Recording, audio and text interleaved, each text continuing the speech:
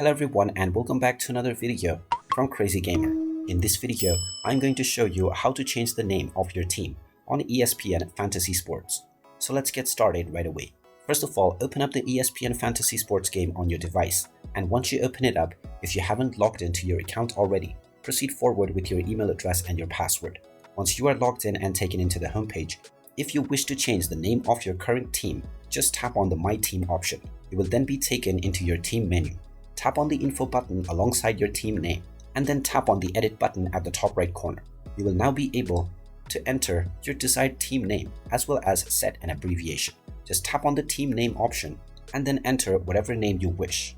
You can also change your abbreviation, and once you are done, tap on the save button at the top right corner, and this will save all of your changes that you have just entered. And you can come back to this menu as many times as you want in order to change your team name.